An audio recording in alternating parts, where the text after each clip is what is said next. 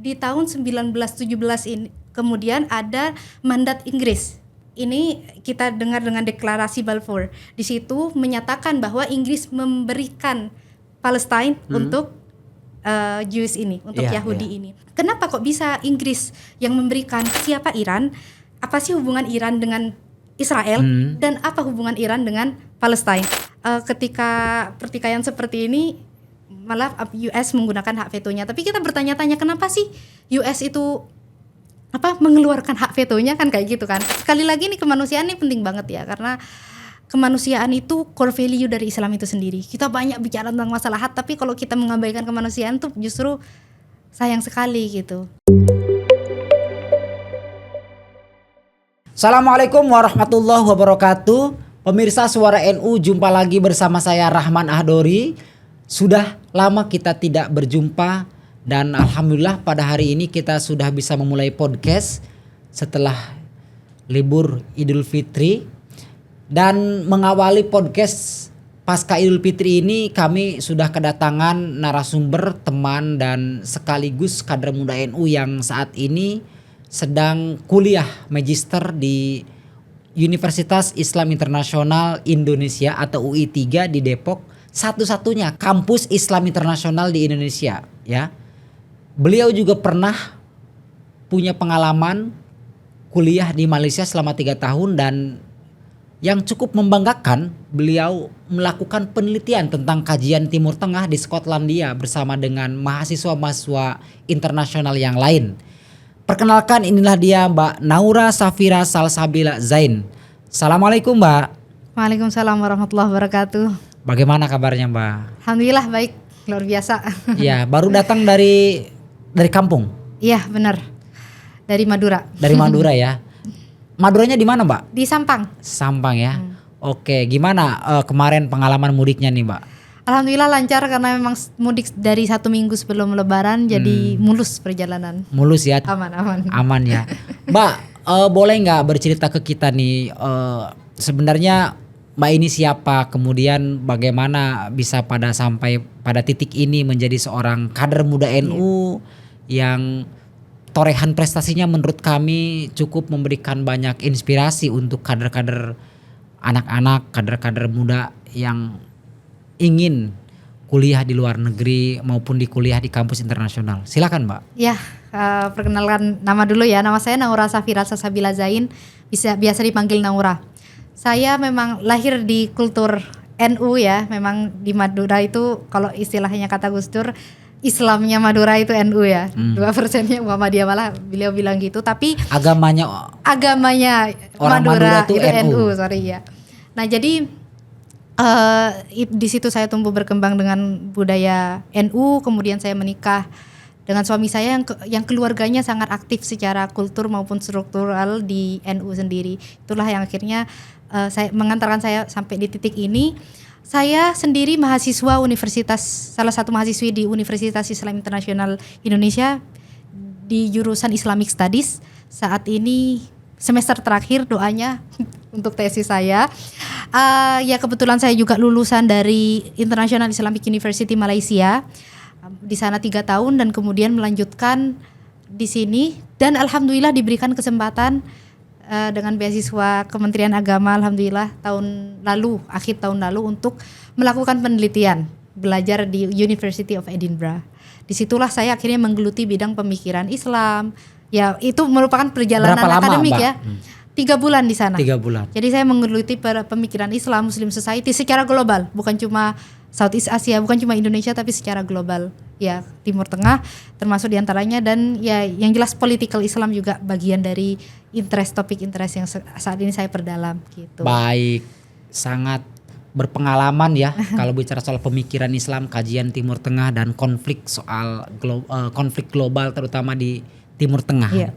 Oke, Mbak, kita tahu bahwa 3 pekan terakhir kita dihebohkan, diramaikan dengan serangan Israel terhadap Palestina yang kemudian kembali mengemuka, membuat kita khawatir, membuat kita was-was sebagai umat Islam, sebagai manusia yang tentu tidak mau ada peperangan ya.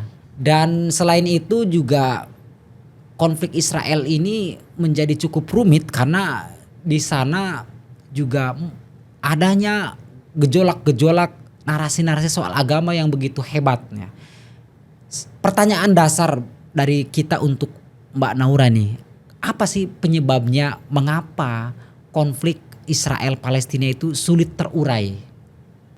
Jadi konflik Israel sama Palestina ini bukan cuma sekedar apa yang kita lihat baru-baru ini terutama ketika mencuat di 7 Oktober tahun lalu 2023. Kita nggak bisa serta-merta melihat kejadian dari itu aja.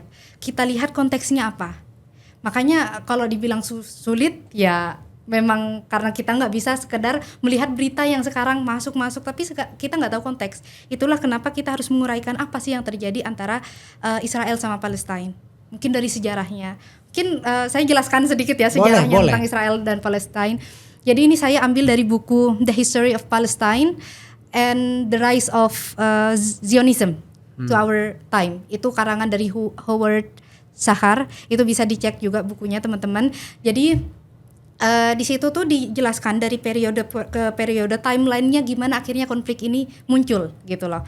Jadi di tahun 1600, dimulai tahun 1600-an sebenarnya Muslim, Jewish dan juga Kristen, Yahudi, Kristiani dan Muslim itu hidup berkoeksisten. Jadi mereka hidup damai, aman, tentram di situ sampai akhirnya di tahun 1890-an itu ada gerakan dari diaspora Yahudi yaitu Zionism, apa yang kita kenal dengan Zionism. Nah, itu di tahun 1890-an ini memunculkan atensi publik terhadap Zionism ini. Nah, di tahun 1917 ini kemudian ada mandat Inggris, British Mandate. Nah, ini kita dengar dengan deklarasi Balfour. Di situ menyatakan bahwa Inggris memberikan Palestina untuk Jews ini, untuk Yahudi ini. Nah, kenapa kok bisa Inggris yang memberikan? Karena konteksnya pada saat itu Turki Utsmani kalah di Perang Dunia Pertama, sehingga di situ Inggris lah yang mengambil alih. Nah, sebenarnya yang menjadi concern saat itu bukan Palestina anti imigran, bukan posisinya di situ bukan anti imigran, tapi karena terus-terusan masuknya Yahudi ini ke Palestina. Tapi di sisi lain masuknya mereka itu bukan dengan cara berintegrasi, tapi masuk dan tidak membangun integrasi dengan masyarakat Palestina yang sendiri. Kalau kita baca kitabnya Ibnu Khaldun Al-Muqaddimah, ini penting banget kita baca untuk memahami sosial ya, ilmu sosial Al-Muqaddimah itu. Ya mungkin Mas juga paham familiar lah dengan kitab ini. Beliau mengatakan dalam suatu civilization atau peradaban itu memang lumrah, dia itu akan berputar. Jadi mungkin Islam pernah beradab mencapai peradabannya, tapi mungkin runtuh diganti dengan peradaban lain dan akan seterusnya demikian, akan berputar demikian. Begitu juga Palestina. Palestina itu sebelum Turki Utsmani ya pernah dipegang Roman, pernah dipegang Persia, pernah dipegang juga waktu dulu di zamannya Umar bin Khattab juga pernah, Salahuddin Al-Ayyubi. Jadi emang pindah-pindah lah istilahnya. Betul. Di bawah berubah-ubah lah. Itu hal yang normal. Tapi yang menjadi masalah sebelumnya Ibnu Khaldun tuh menyatakan bahwa imigrasi itu bisa memungkinkan membangun suatu society yang kuat jika berhasil mengintegrasikan antara orang yang pindah, orang yang hijrah ini dengan penduduk setempat lah istilahnya.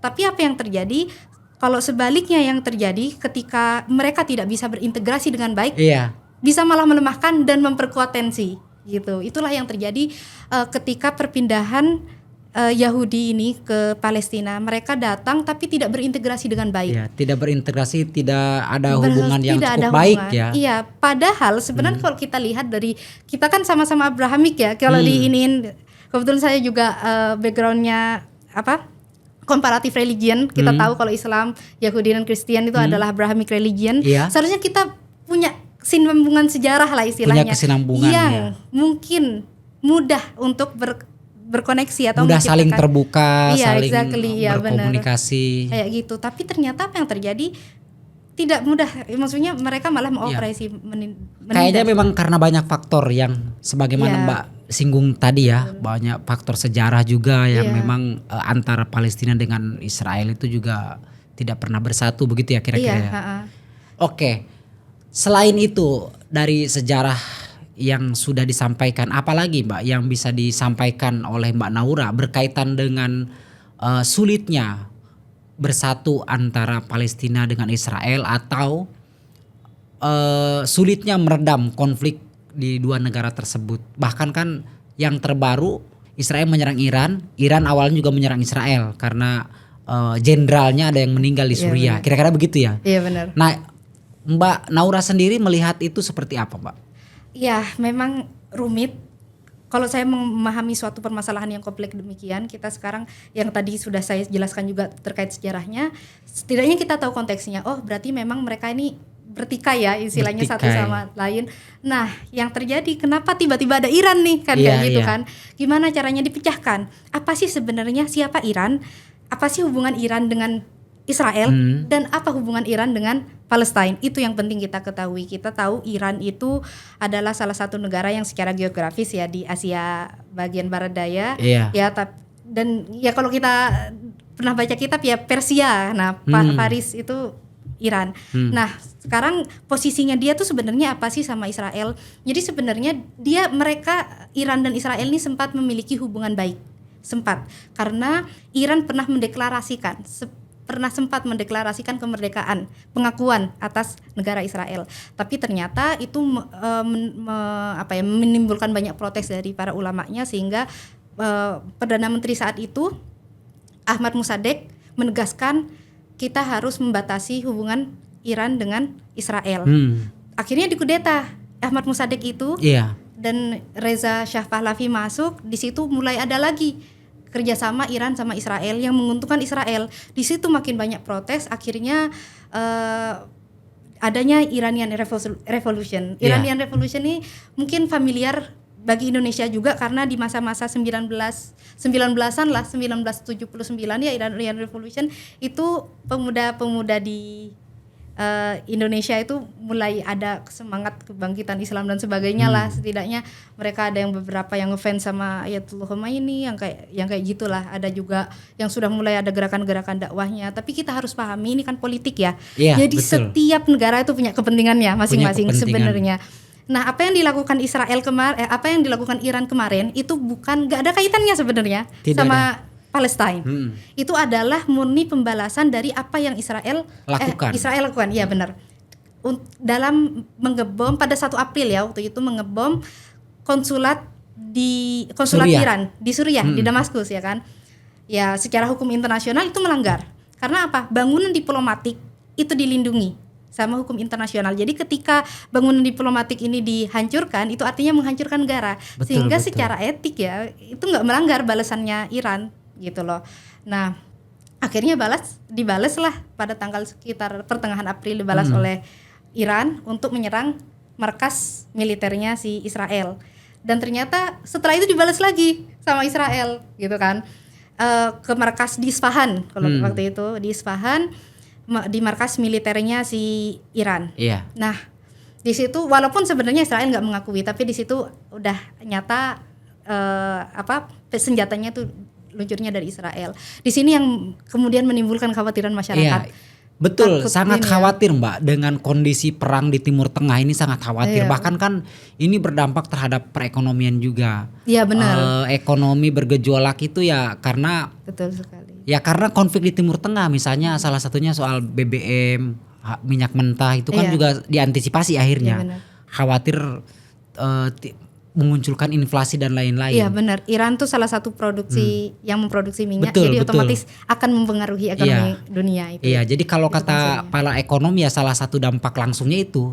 Dampak-dampak yang lebih mengkhawatirkan juga banyak. Misalnya terbukanya gerbang Perang Dunia Ketiga. Kayak gitu-gitulah. Iya, benar. Dan kita sebagai orang Indonesia yang alhamdulillah kan adem ayem ya, rukun, tentram, tidak ada tuh yang namanya toleransinya tinggi, tidak pernah tuh yang namanya perang-perang itu tentu merasa khawatir karena berdampaknya ke semuanya. Betul. Nah, Mbak, tapi terlepas dari sejarah yang disampaikan dan perkembangan konflik yang terjadi baru-baru ini, PBB juga akhirnya kan Amerika Serikat di forum PBB itu kan menggunakan hak vetonya. Ya, benar. Yang kemudian berdampak kepada tertolaknya Palestina menjadi anggota penuh PBB ya. Nah, melihat situasi dan perkembangan di PBB sendiri yang begitu sulitnya Palestina masuk ke sana kemudian diakui sebagai negara. Kalau Mbak Naura melihatnya seperti apa dengan tentu pertimbangan-pertimbangan kajian-kajian yang ditemukan sama Mbak, sebenarnya ada seberat apa, kenapa Palestina begitu berat di forum PBB untuk menyampaikan aspirasinya menjadi sebuah negara yang merdeka gitu? Iya benar, ini kan permasalahan politik ya. Sekali lagi ini ya justru kesulitan yang ada di ranah politik ini menunjukkan ke kita bahwa ini bukan permasalahan agama. Ini politik itu kan. Ini itu yang persoalan politik ya. Persoalan politik. Harus dipertegas berarti Mbak ya. Iya. Bukan persoalan agama. Agama itu dijadikan propaganda, tapi yang harus kita masyarakat harus cerdas ya memahami ini adalah masalah politik. Dan apa yang terjadi sama PBB menurut saya pribadi itu sangat disayangkan karena PBB itu kan Perserikatan Bangsa-Bangsa adalah organisasi yang dibangun untuk menciptakan perdamaian dunia dan menjunjung tinggi hak asasi manusia. Tapi malah ketika pertikaian seperti ini malah US menggunakan hak vetonya. Tapi kita bertanya-tanya kenapa sih US itu mengeluarkan hak vetonya kan kayak gitu kan. Jadi sebenarnya kita harus tahu apa itu hak veto ya, mungkin teman-teman belum clear apa sih sebenarnya hak veto ini. Hak veto ini adalah hak istimewa Dewan Tetap Keamanan PBB. Ada 5 negara yang punya hak veto, Amerika, UK, Inggris, Rusia, Cina, satu lagi Prancis. Nah, hak veto ini powerful karena ini hak istimewa yang cuma dimiliki eksklusif 5 Dewan Tetap Keamanan ini untuk menggagalkan atau menggagalkan keputusan bersama yang sudah diajukan sama PBB. Ya seperti kejadiannya kemarin tuh kan sebenarnya ada 15 Dewan Keamanan PBB. 12-nya memvote kita terima Palestina untuk merdeka untuk menjadi bagian penuh dari PBB. 2 abstain, memilih netral, tidak iya dan tidak yaitu Rusia dan Inggris. Tapi ternyata sangat disayangkan Amerika malah mengeluarkan hak veto yang artinya resolusi ini akhirnya gagal. Padahal seandainya Amerika tidak mengeluarkan hak vetonya ini bisa dilanjutkan. Bahkan absen pun ketika Amerika absen pun itu udah lolos ya berarti? Iya itu lolos karena syaratnya cuma 9 setidaknya 9 anggota keamanan ini vote yes. Akhirnya bisa dilanjutkan ke voting ke yang 193 anggota lainnya untuk ini. Ya, tapi kan kita akhirnya bertanya kenapa ya US sebegitu teganya gitu kan. Ini kemungkinan besar adalah karena hubungan diplomatik Israel dan US yang sangat kuat. Karena kita lihat orang-orang penting di Amerika banyak sekali kayak pebisnis ya orang-orang penting lah di Amerika maupun di pemerintahannya adalah berasal dari Israel. Berbangsa Israel itulah yang menjadikan hubungan mereka itu sangat kuat. Dan itu juga yang menjadikan ambisi Amerika untuk memenangkan Israel juga kuat. Sebenarnya sangat disayangkan kenapa ambisi itu malah dilancarkan dan mengabaikan pertumpahan darah yang selama ini bertubi-tubi sampai puluhan ribu korban itu. Oke, Mbak, terlepas dari masalah konflik Israel Palestina, kemudian konflik Israel bukan konflik ya kalau Israel dengan Iran ya, tapi karena memang sempat konfliknya artinya tidak berkepanjangan kayak Palestina Israel. Tapi saya mau bilang bahwa Timur Tengah itu identik dengan konflik yang berkepanjangan. Bahkan beberapa ulama Indonesia menyebut Kiai Said Akil Siroj misalnya membandingkan antara Indonesia dengan negara-negara Timur Tengah ya lebih baik Indonesia karena negara-negara di Timur Tengah banyaknya itu ribut, selain ribut perang.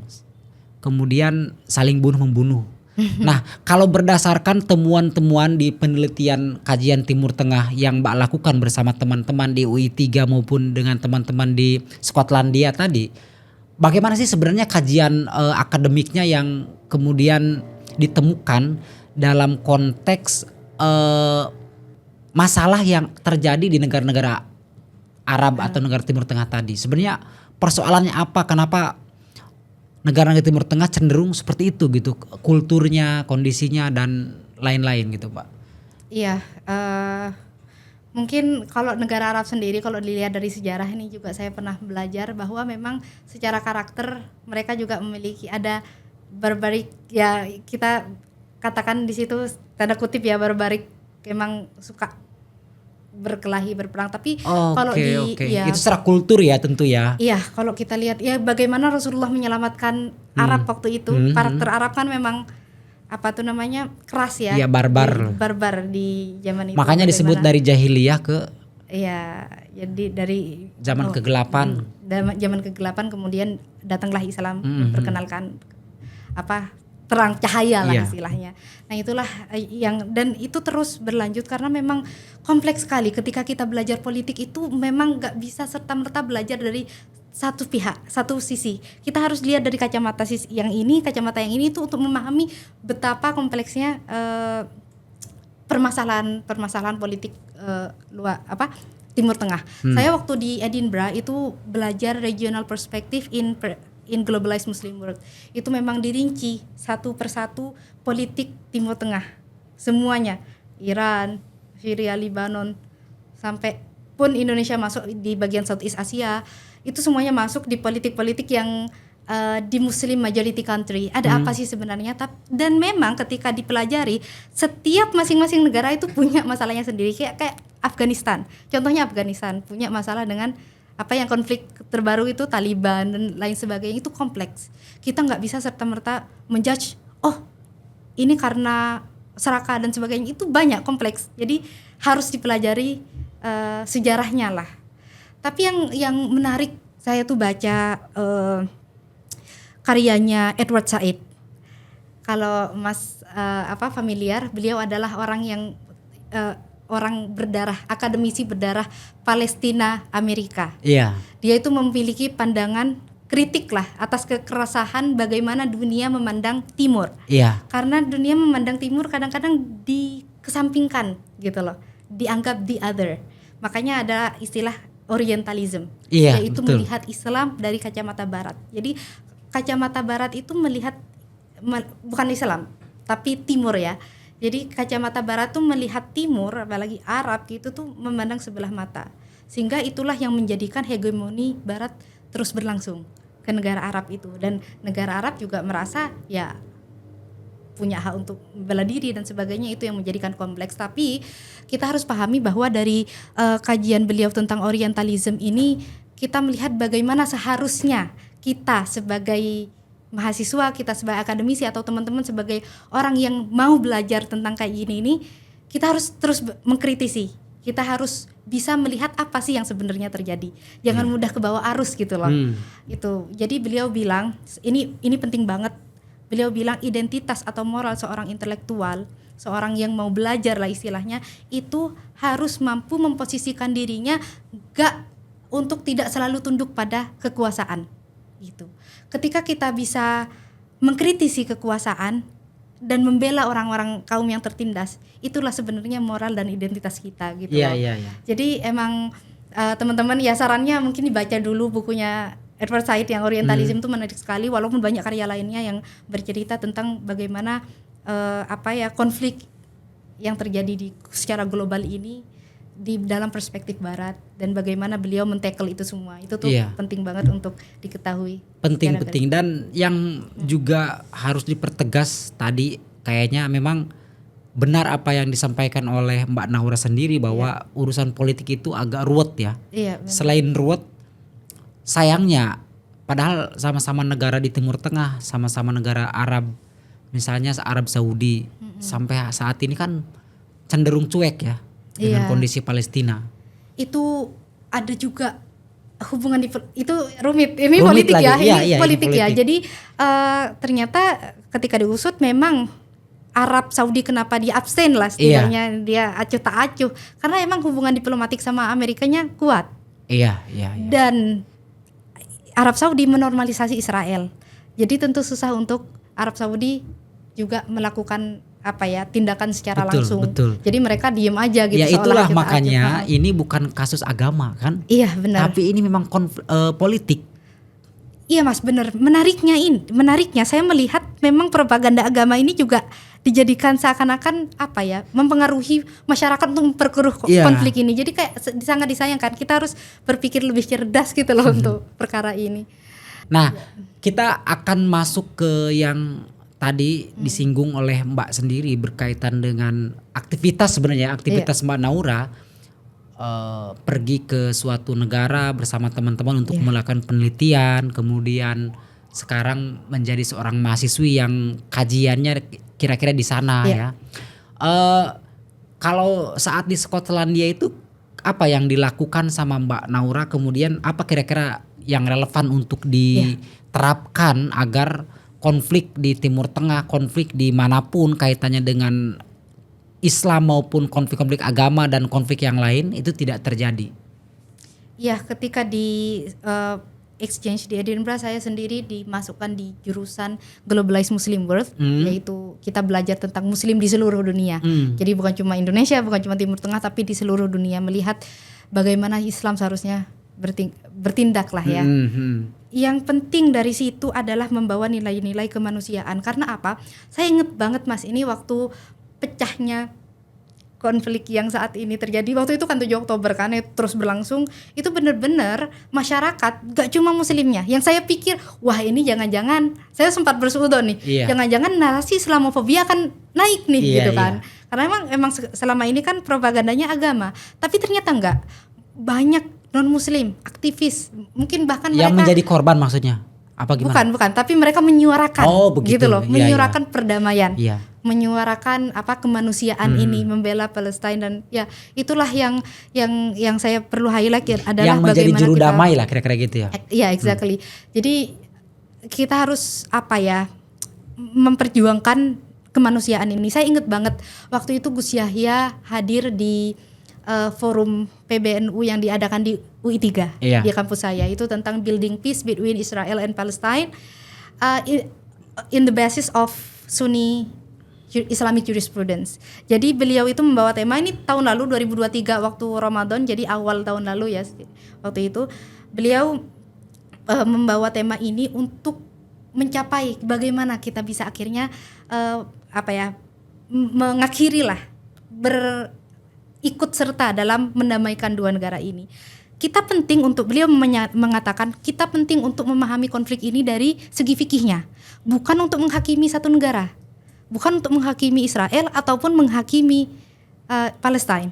Bukan hak kita untuk menghakimi, karena ini nggak akan selesai. Tapi untuk apa? Untuk kita mengetahui framework tatanan internasional apa yang harus dilaksanakan untuk menciptakan perdamaian. Jadi kita tahu apa yang kita perjuangkan. Karena banyak di luar sana itu orang-orang yang masih membawa narasi kita berjuang untuk Islam, maka yang selain Islam kita hancurkan. Saya inget banget Mas, ada narasi doa yang kayak ya Allah hancurkan Kristen dan Yahudi. Itu sangat, pasti di media sosial ya. Itu sangat menyakitkan karena faktanya di Palestina itu bukan cuma Islam loh. Betul, di sana ada Kristiani dan Yahudi loh. Jadi memang kita harus jangan sampai lah kefanatikan ini malah menjadikan penghalang kita untuk melihat kedamaian, kemanusiaan. Itu loh yang penting. Betul Mbak. Memang kelompok radikal di 10 tahun terakhir itu, terutama sebelum Pak Jokowi menjadi presiden, itu kan cukup subur ya, terutama di medsos. Ini kaitannya dengan media sosial. Kemudian NU di sana bergerak, tetapi sendirian. Setelah itu NU berkolaborasi dengan pemerintahan Jokowi untuk bersama-sama ya melemahkan lah virus-virus radikalisme itu dengan cara masuk ke ruang-ruang digital yang pada implikasinya adalah membubarkan HTI dan lain-lain karena dianggap berbahaya.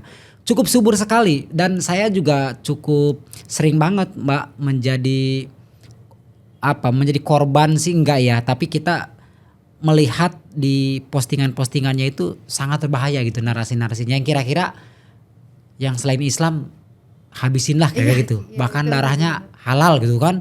Bahaya banget. Berarti Mbak Naura juga di dalam penelitian tadi nih ya, pada intinya Islam itu ya Mbak ya, saya pengen sedikit menyinggung dari pernyataan Mbak tadi. Islam itu sebenarnya yang paling penting adalah mendorong bagaimana nilai kemanusiaan ini berjalan, kira-kira begitu, terimplementasikan dengan baik.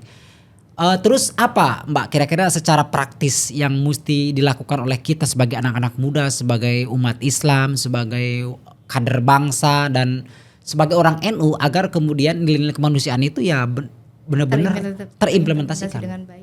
Ya sebenarnya kalau NU sendiri itu kan memperkenalkan ide moderasi beragama ya kan, itu juga penting. Bagaimana kita harus Islam tawasud.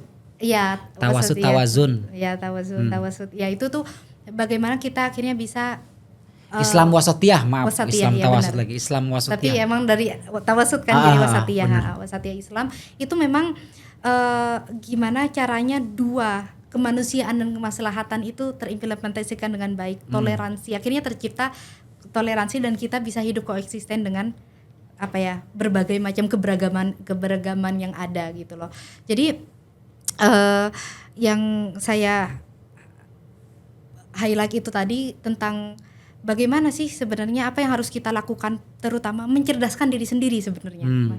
Karena di masa-masa ini propaganda media, hoax, konspirasi, ya terus berita, karya ilmiah, bahkan karya ilmiah itu paling ditinggalkan. Iya. Pun kalau kita ngomongin bersandar pada berita juga, berita yang mana dulu itu kan kayak gitu. Jadi emang ini rentan sekali dengan teknologi yang tinggi, itu mudah banget digiring narasinya untuk malah memperkeruh konflik. Jadi yang paling pertama yang harus kita lakukan adalah mencerdaskan diri sendiri. Mencerdaskan diri jangan sendiri. Jangan sampai kita terikut mudah ikut arus. Jangan gitu menjadi korban lah. Jangan menjadi korban. Sehingga jangan sampai gara-gara narasi di media kemudian pikiran kita menjadi nyasar, kan begitu ya. Benar-benar.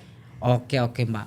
Mbak, apalagi Mbak yang mungkin bisa disampaikan kepada kader-kader muda NU nih agar kita semuanya bisa benar-benar tidak menjadi korban dari hoax yang tadi Mbak sempat singgung, kemudian narasi-narasi negatif berbasis agama yang sempat disampaikan juga. Apa yang mungkin relevan untuk dikerjakan oleh kita sebagai anak muda NU?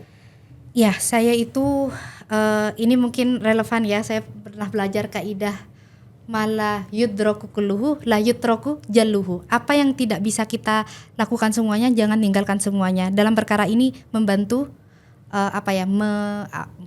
mendamaikan konflik ini gitu loh. Apa yang terjadi sekarang. Jadi apa yang bisa kita lakukan semampunya gitu loh.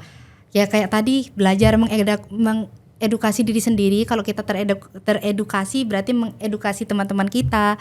Itu kan juga terus kita melakukan gerakan-gerakan seperti membuat forum, memperbanyak kajian-kajian seperti ini kayak mencerdaskan gitu. Tadi ya. Mencerdaskan tadi, terus setelah itu kita bisa juga kenalkan dengan cara aksi kemanusiaan.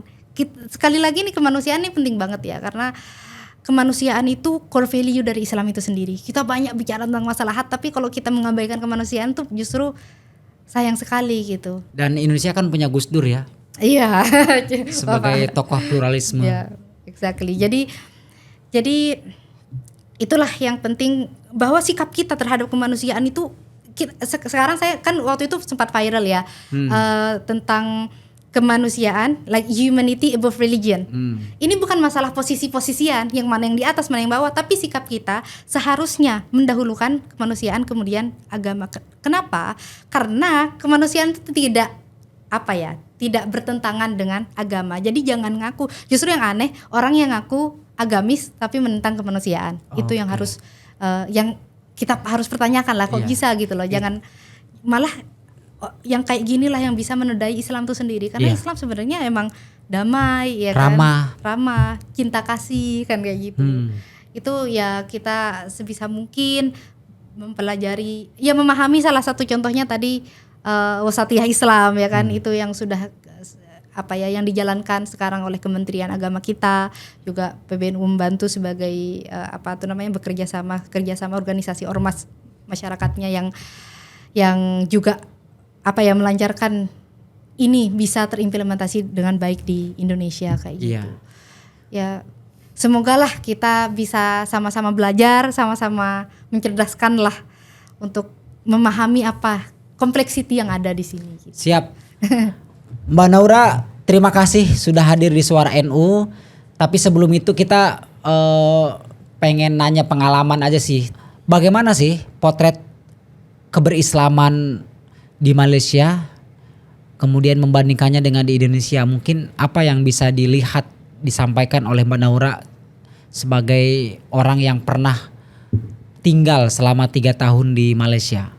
Ya mungkin dalam konteks perbandingan antara Indonesia dan Malaysia dalam menanggapi isu Palestina ini sebenarnya sama aja, stand-nya kita sama-sama berdiri untuk Palestina dalam konteks ini. Tapi memang kalau dilihat berislamnya, maksudnya bagaimana sih kehidupan beragama Islam di sini dan di sana, itu kalau kita lihat dari sejarahnya, ini juga waktu saya sempat pelajari waktu di Edinburgh, karena kebetulan pelajari Muslim Society di Southeast Asia, memang secara sejarah kita memiliki background yang berbeda. Karena apa? Karena kebijakan British terhadap Malaysia saat itu dan kebijakan Belanda Dutch ke kita itu juga berbeda, menghasilkan situasi posisi agama, institusi agama terhadap negara gitu. Kalau misalkan di Malaysia kehidupan masyarakatnya itu di agama diatur oleh negara, sedangkan di Indonesia cenderung lebih diberikan otonom lah setidaknya untuk menyuarakan suara-suaranya tentang agama gitu. Jadi kalau di bedanya itu ya mungkin kurang lebih seperti itu Mas. Apalagi ya yang ini ya kurang lebih seperti itu. Oke Mbak Naura, senang sekali bisa ngobrol panjang dengan Mbak Naura soal konflik di Timur Tengah. Mungkin kita akan ngobrol lagi dengan Mbak Naura tentu dengan tema yang berbeda teman-teman. Dan sekali lagi kita doakan Mbak Naura mudah-mudahan menjadi orang yang hebat, sukses. Terima kasih Mas sudah diundang di sini. Sama-sama Mbak, siap. Demikian pemirsa Suara NU perbincangan kami dengan Mbak Naura. Kita berjumpa di lain kesempatan. Sekian dari saya. Wallahul muwaffiq ila aqwamit thoriq. Wassalamualaikum warahmatullahi wabarakatuh.